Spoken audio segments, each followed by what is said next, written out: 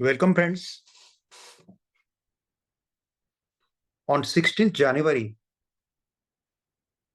2019, not 2000, 1920, my guru, late legend Nani Palkhivala was born. So coming 16th January 2025 is his birth anniversary, Jayanti. On the occasion of that, we have arranged this web series. So celebrate the legacy of Nani Palkhivala, one of the India's most legendary lawyer, in a series of webinars organized by the Nani Palkhivala National Law Club, that is NPNLC, to commemorate his birth anniversary. Webinar series Nani Palkhivala's Argument and Contributions in Landmark Judgment of India. So schedule is there.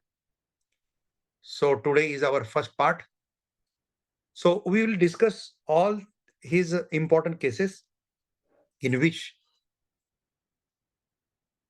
Guru Nani Palkhivala was argued. So his most landmark case is Kesavananda Bharati versus State of Kerala. This is a very long case. Judgment is very long, more than 1000 pages in original format, and in Manupatra retype format, it goes to 1675 something pages. And I have to show his argument paras, argument strategies, everything to you.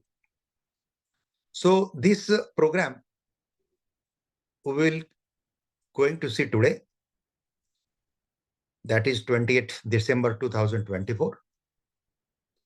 Then second part 2 of Kesavananda Bharati will happen on 30th December, that is coming Monday at 4:30 p.m. Zoom link will be on our official group NPNLC 1 and NPNLC 2. On that 2 official group, you will get the link. Third program we will take on Zoom platform on Wednesday, 1st January at 6 p.m. We will discuss the case Indira Nehru Gandhi versus Sri Raj Nehru and NR, etc. Not Raj Nehru, Raj Narayan. Then fourth, Minerva Mill versus Union of India. We will discuss this case on Saturday, 4th January at 4:30 p.m. on Zoom platform. Fifth, MC Mehta and others versus Union of India. This case we will discuss on 6th January 2025 at 5 p.m. Then sixth, Bhavri Devi murder case versus State of Rajasthan. We will discuss this on Wednesday, 8th January 2025, 5 p.m. TN Goda Varmanan versus Goda Varmanan, Piru Mullapat versus Union of India. This case we will discuss on Tuesday, 14 January 2025 at 4:30 p.m. on Zoom platform. And last day of this series will be a grand ceremony. The grand physical event of Nani Palkhivala Jayanti is scheduled at New Delhi venue, main auditorium, first floor, Indian Society of International Law, VK Krishna Menon Bhavan, Bhagwan Das Road, opposite Supreme Court, New Delhi, 110001. The timing of this program will be 4:15 p.m. to 6:30 p.m., followed by high tea. So friends, this is the schedule of this web series.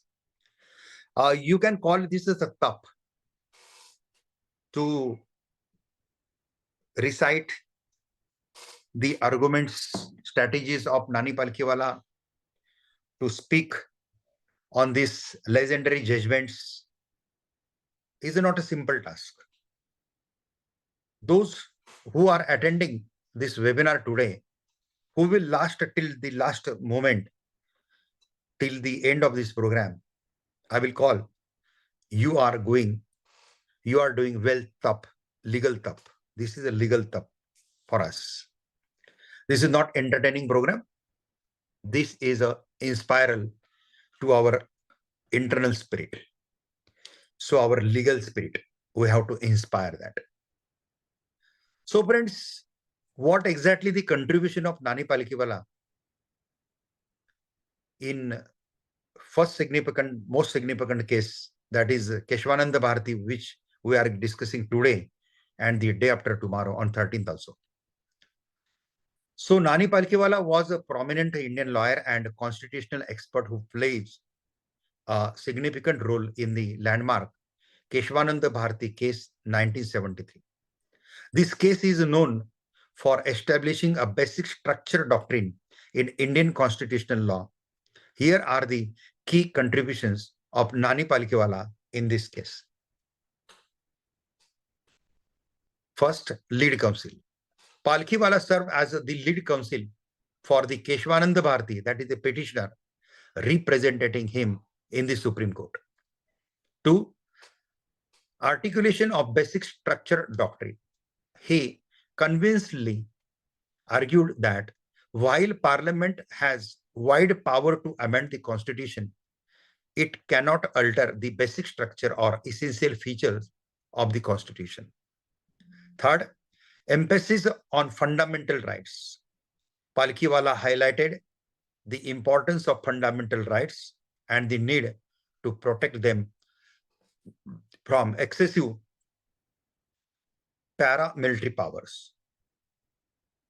excessive parliamentary powers. Then 4, historical context.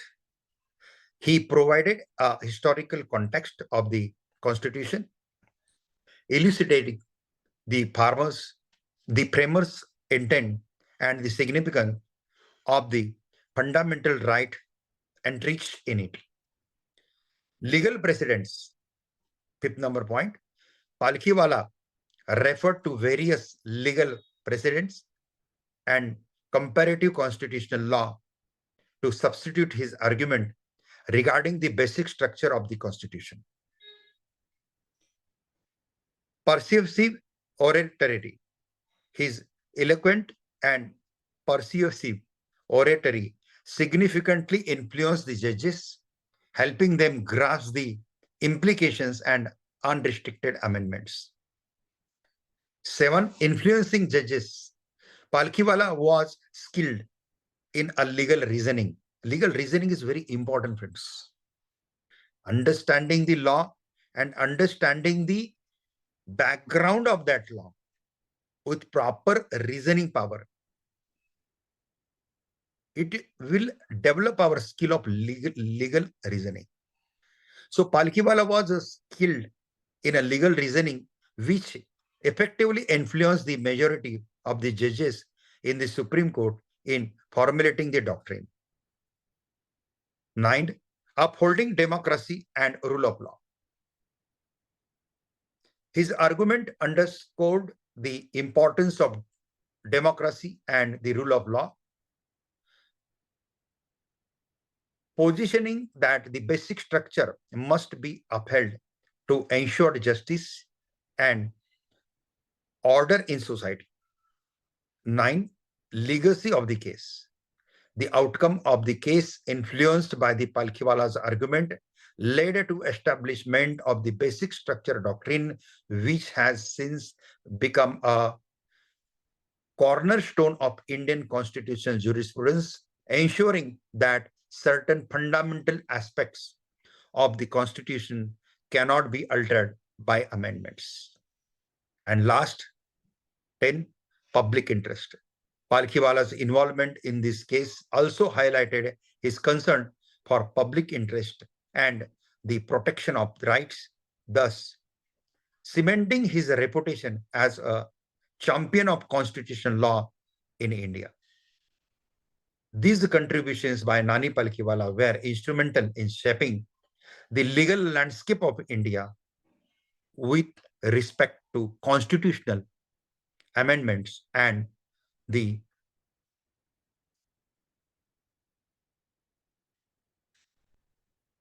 its fundamental rights. Then Nani Palkhivala, now I'm giving you some information, more information. Nani Palkhivala, 1920 to 2002, was prominent Indian lawyer, constitutional expert, and legal luminary, best known for his significant contribution to his legal and constitutional framework of India. His impact on the Indian legal system can be summarized through several key areas. Earlier, I have shown you the Nani Palkhiwala's contribution in that particular Kesavananda Bharati case. And now I'm showing you the Nani Palkhiwala's overall contribution in our legal system.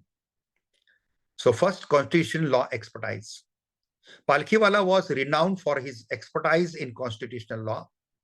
He played a crucial role in several landmark cases that shaped the interpretation of the Indian Constitution.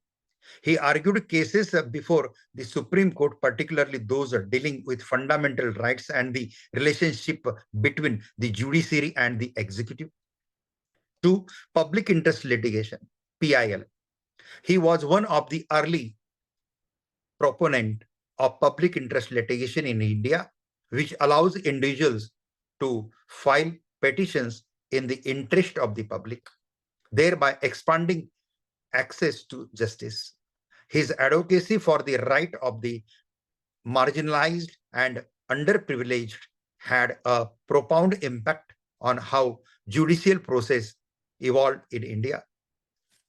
3. Constitutional amendment and challenges. Palkhivala was instrumental in challenging several constitutional amendments that he viewed as detrimental to the basic structure of the Constitution. One of his most notable contribution was during the Kesavananda Bharati case, 1973, where he argued against the Parliament's power to alter the Constitution's basic structure. 4. Influence on economic politics. Beyond constitutional law, Palkhivala was also involved in discussion on the economic policies, specifically regarding taxation. His book, The Law and Practice of Income Tax, became a significant reference point in the field. His understanding of economic and legal principles highlighted the importance of law in governance of policy formulation. 5. Legal education and advocacy. Palkhivala was a passionate advocate for legal education in India. He emphasized the need for a well-rounded legal curriculum and was involved in teaching law at various institutions, imparting critical knowledge to future generation of legal professionals. 6. Public intellectual and scholar. Apart from his legal practice, Palkhivala was a prolific writer and public speaker. He wrote extensively on issues of national importance, law, and democracy, contributing to the discourse around civil liberties and the rule of law in India. His speeches and writings often reflect his concern about the erosion of democratic values and civil rights.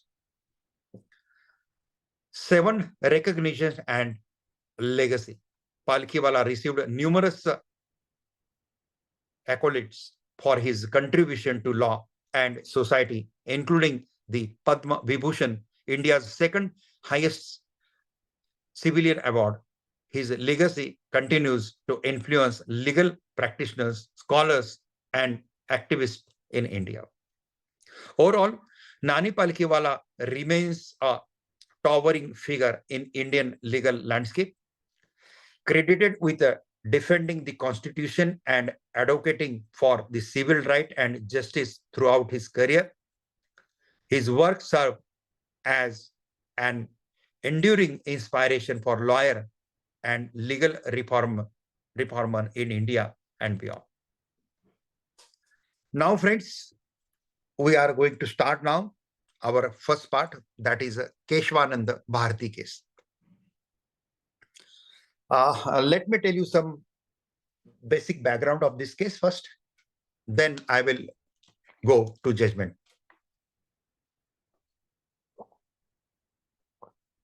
Remember, friend, this is a top, legal top of this 8-day series.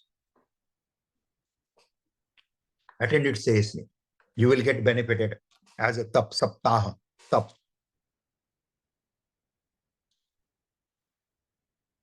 Okay.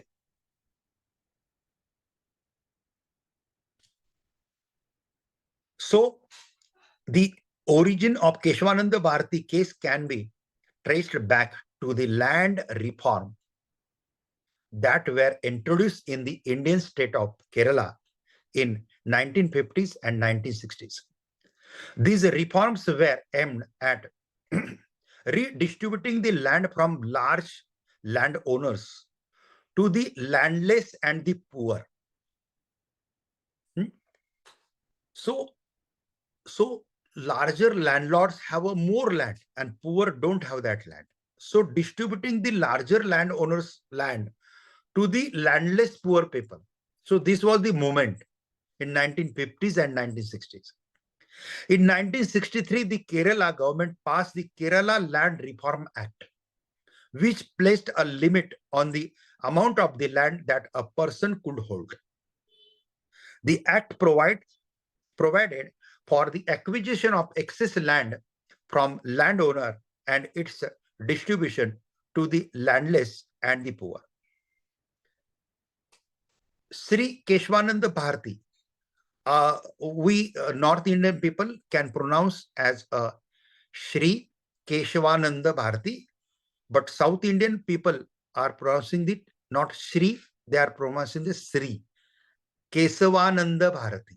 They are not pronouncing Kesavananda. So meaning is same. Kesavananda meaning is same, but pronunciation technique is different.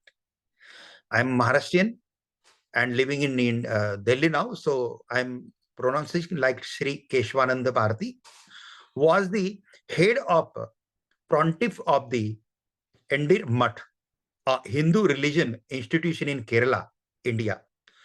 In 1970, the government of Kerala imposed restriction on the ownership of land held by religion institutions. The Endir Mutt,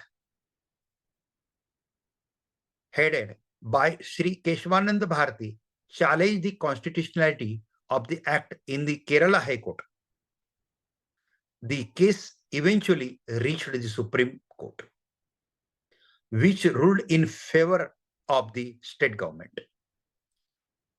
The Parliament of India in the meantime passed the 24th Amendment. So note down this point.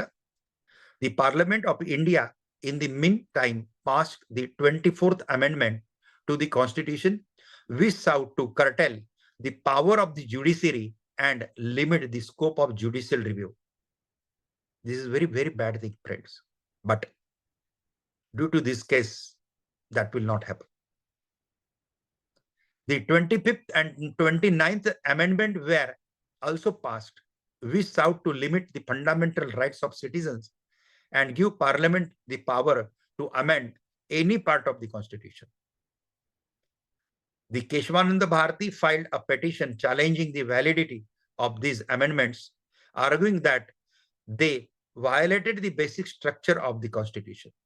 This led to the landmark Kesavananda Bharati judgment, which upheld the basic structure doctrine and placed a limit on the power of the Parliament to amend the Constitution.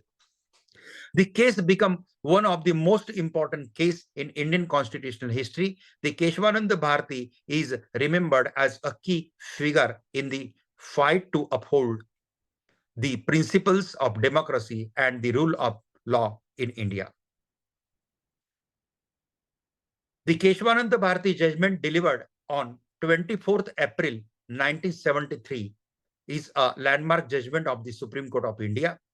The case was filed by Sri Kesavananda Bharati, the head of the Hindu religion Mutt in Kerala, challenging the constitutional validity of the 24th, 25th, and 29th Amendment to the Indian Constitution. I'm repeating some points purposely to get fit into your mind and my mind also.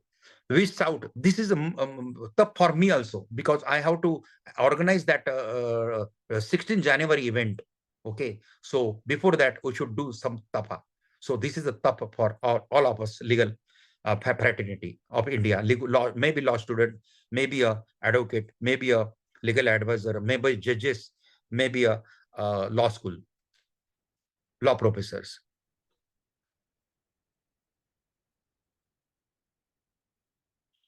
Challenging the constitutional validity of the 24th, 25th, and 29th Amendment to the Indian Constitution, we sought to curtail the power of judiciary and fundamental rights of the citizen. This Kesavananda Bharati case was heard by the bench of 13th judges of the Supreme Court of India. This is the largest bench, making it one of the largest benches in Indian legal history. The bench comprised of the Chief Justice S.M. Sikri, Justice J.M. Shello, Justice K.S. Hegde, Justice A.N. Grover, Justice A.N.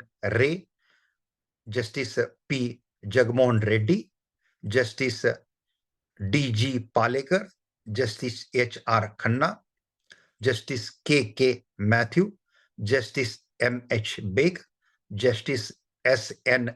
Dwivedi, Justice A.K. Mukherjee, and Justice Y.V. Chandrachud. So, Senior Chandrachud, who was the longest Chief Justice of India.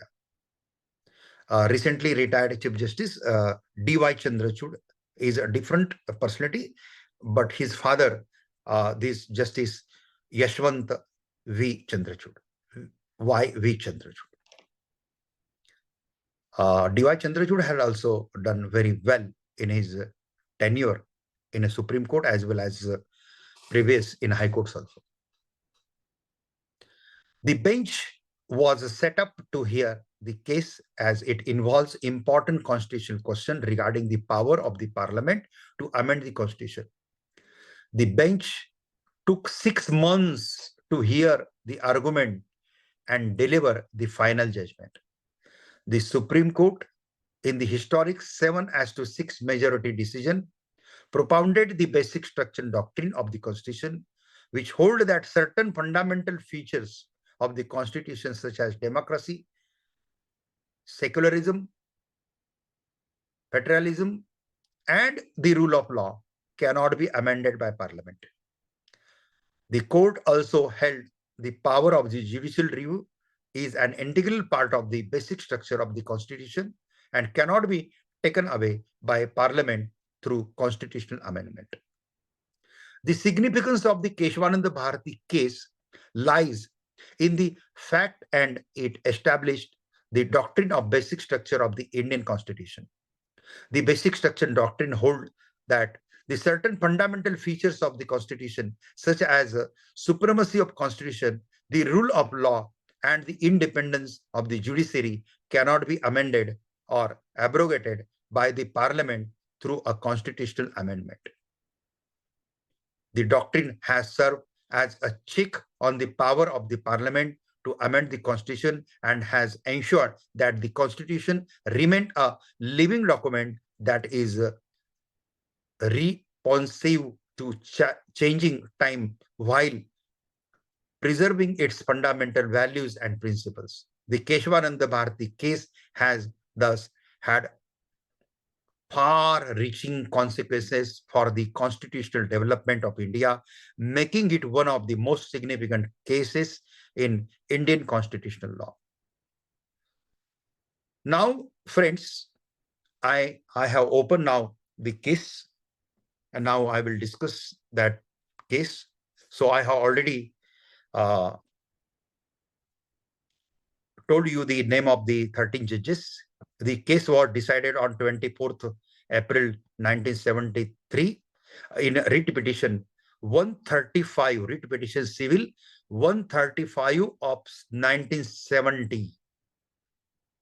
Kesavananda Bharati Sripadagalvaru versus State of Kerala. Relevant section main, Constitution of India, Article 37.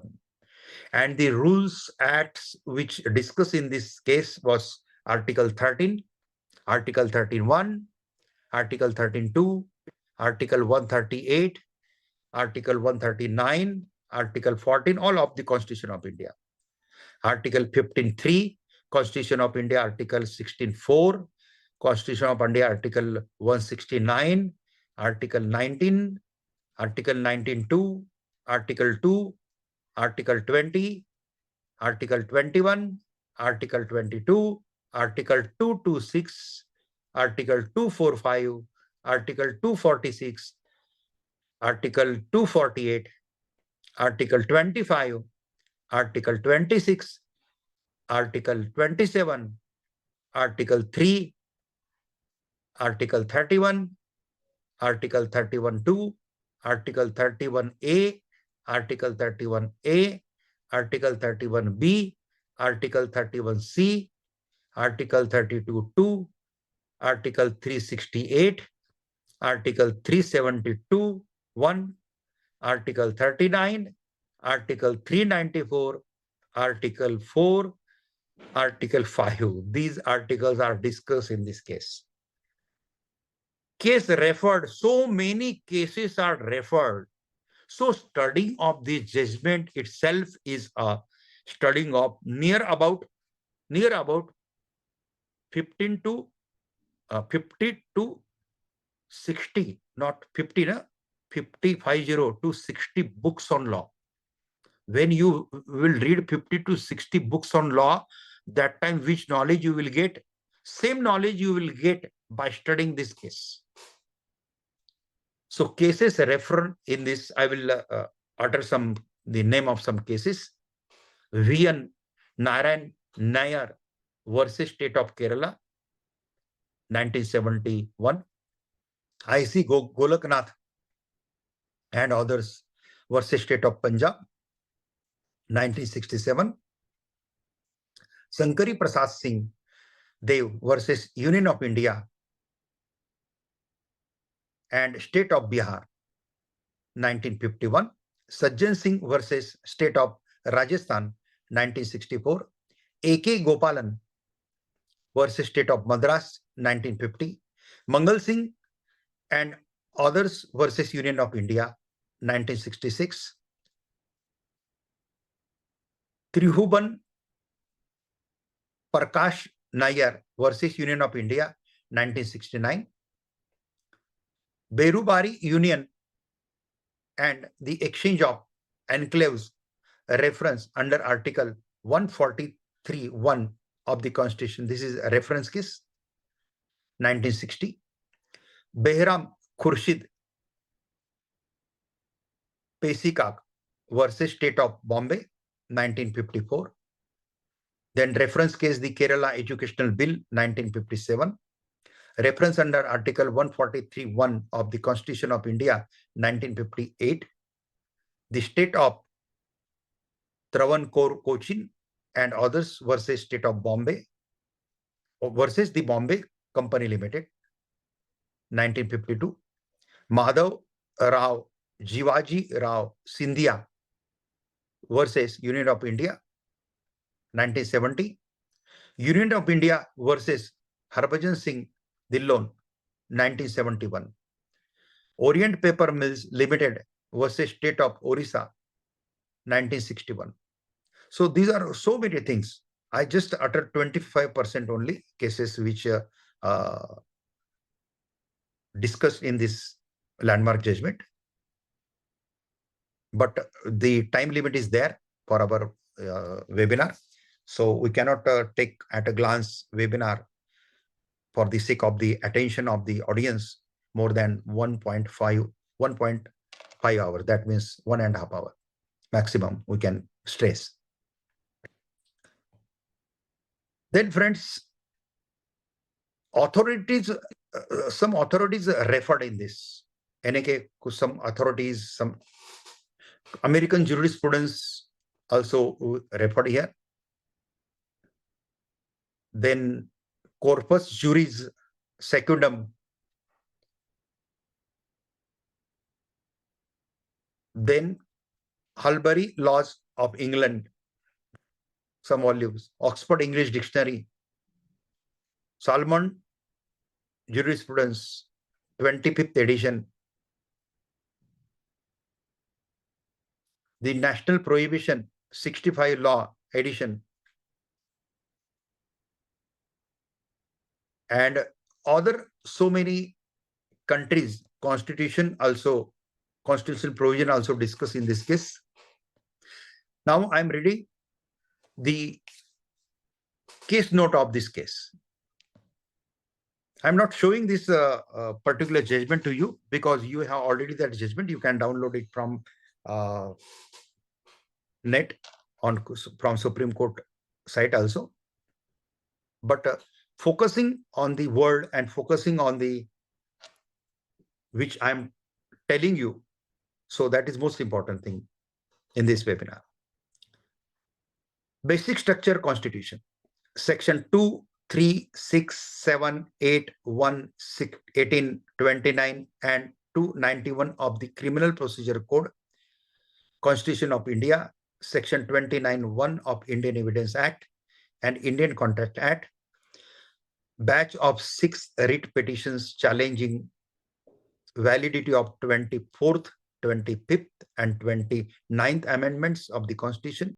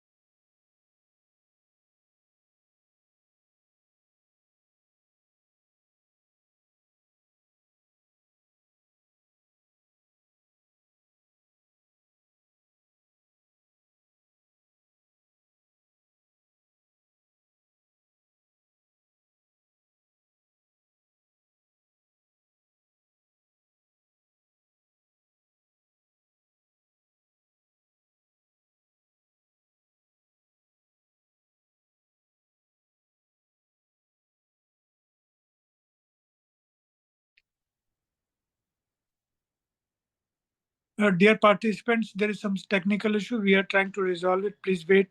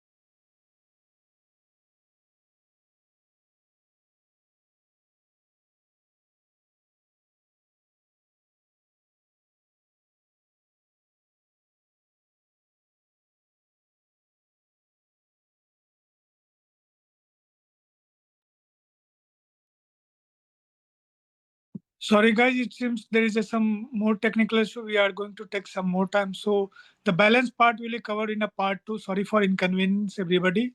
Be there on the part 2. We will start from here itself. Thank you. Thanks for joining.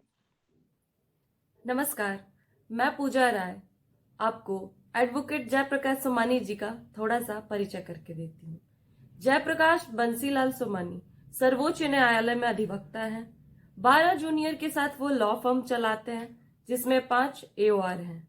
Somani जी भारत के हर राज्य और केंद्र शासित प्रदेश के matter बखूबी handle करते हैं। Supreme court case law के ऊपर उनकी 61 किताबें प्रकाशित हुई हैं, जो Amazon और फ्लिपकार्ट पे अवेलेबल हैं। लिंक आपको नीचे डिस्क्रिप्शन में मिल जाएगा। भारत के लगभग सभी हाई कोर्ट और डिस्ट्रिक्ट कोर्ट के अधिवक्ता इन किताबों का उपयोग करते हैं। अगर आपको सोमानी जी की गाइडेंस अच्छी लगती है तो नीचे कमेंट बॉक्स में जरूर लिखें और अपने दोस्तों के साथ शेयर करना ना भूलें। हाँ, अगर आपने चैनल को सब्सक्राइब नहीं किया है तो सब्सक्राइब कर लें और बेल आइकन को दबाना ना भूलें, ताकि हमारा कोई भी नया वीडियो आता है उसका अपडेट आपको मिल सके। जय हिंद।